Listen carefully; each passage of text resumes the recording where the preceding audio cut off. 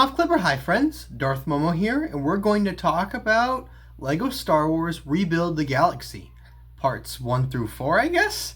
Um, Overall, I enjoyed it. I think I'll give it maybe a 7.5 out of 10. It wasn't my favorite LEGO Star Wars special that we've seen so far, and I don't think the story hooked me in as good as some of the other ones have. But that being said, I still really enjoyed it. Um, I think I'd say I enjoyed the holiday special and the Droid Tales more than this one. But this, like I said, this was still definitely fun. It had a great cast, lots of fun little moments. It definitely felt like, I don't want to say it felt like a love letter in the sense that we might typically use that term, but there was lots of, you could tell there was lots of passion put into it. There was lots of little like fun references and callbacks to not just the Star Wars films, but to Lego as well. Um, as everybody knows that knows anything about this series, Jedi Bob is in it, and he's given a whole backstory and everything, and it was kind of cool. But considering the fact that Lego is generally like the shows and series and movies they all make, considering that's generally marketed towards a younger audience, I thought it was quite interesting how much of a depressing kind of tone this took. There will be spoilers, of course. This is your chance. Get out now, or I'm going to spoil everything. Um, Basically, obviously, the plot is that the cornerstone brick of the whole galaxy gets taken out, and everything gets thrown into disarray and chaos, and everything's different. You know, you got Ewok bounty hunters, Palpatine's a Jedi, which was kind of weird. Various things, right? Everything's like an inverse. But it gets revealed in the third part that they can't actually restore the galaxy, at least back to the way it was. They're kind of just stuck with the galaxy now, and if they tried to reset it, essentially, it would just create a new galaxy. And that's the backstory that's given to Jedi Bob, is that he actually was in another galaxy before the main Star Wars galaxy, and he accidentally, or unintentionally I should say, destroyed his own galaxy, and he was trying to protect the new galaxy that was made, but he failed. Overall, the plot was a little predictable. I don't want to say it was too predictable, because there was definitely some things I wasn't expecting, but it didn't feel like it was taking me for loops and roller coasters. It wasn't subverting my expectations, as you will. Again, lots of fun moments, though. I love some of the humor. Like at the beginning, there's a recap of the Star Wars movies. And when they get to the part about the First Order, they're like, but the Palpatine was back. He was resurrected. And then Palpatine goes, yeah, I'm back. The dead speak. There's lots of other like nods too. Like they make fun of the whole Luke and the sequels thing. And yeah, like I said, overall, there was lots of little fun jokes.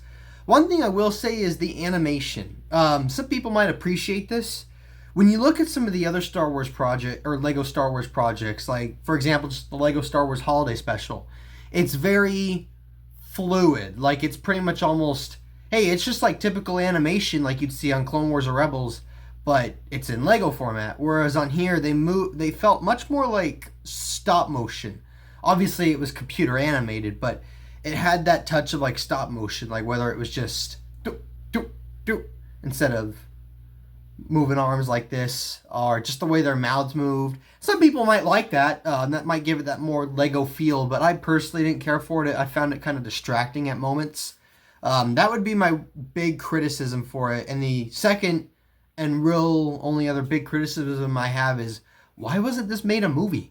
This is 4 episodes. When you smash it all together, it's an hour and 30 minutes. This should have just been a Lego Star Wars movie.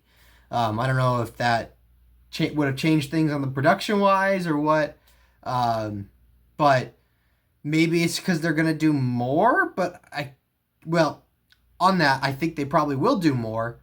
They pretty much leave the ending off on some sort of a cliffhanger, and the plot overall is unresolved. The older brother of the main character in this galaxy is an evil Sith Lord, and he kind of escapes. He doesn't rejoin his brother or get redeemed or anything. He just kind of leaves the plot. So There's obviously still more to tell, but I would imagine if they did more, they would do it. Maybe they'll do it as a part 5 through 8, but I would imagine they'd probably do it as a season 2. So come on, like, this is just the problem with streaming and shows nowadays is why are, like, 4 episodes? At that point, it's a movie. Come on. But yes, let's talk about how it ended. Pretty much the evil brother is now, he just kind of walked away, and you can tell there's more story to be done, but he escaped. He's out there still somewhere.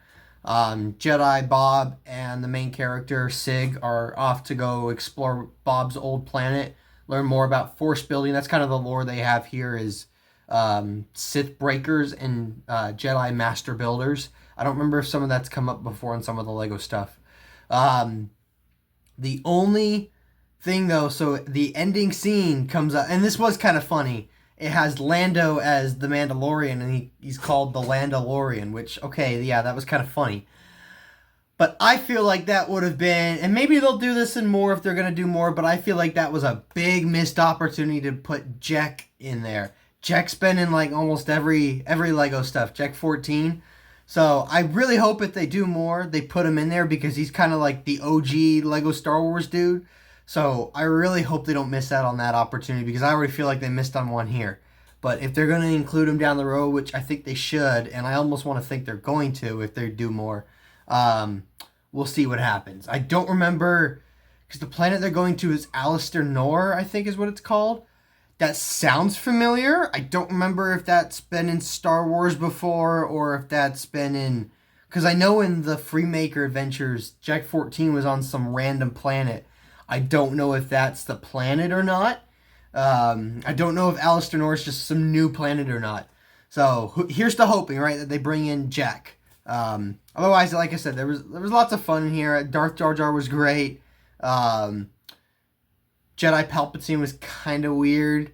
A lot of the Sith characters were more fun than the Jedi inverses, but like I said, there was lots of fun little references. If you're a Star Wars fan, if you're a Lego fan, if you're a Lego Star Wars fan, you'll probably enjoy this one. Otherwise, thank you guys for joining in. Darth Momo out, and may the Force be with you. Always. Thanks for watching. Please subscribe to the channel. If you liked the video, comment down below and hit that like button. Oh, and check out some of my other videos. I'm sure you'll find them delight.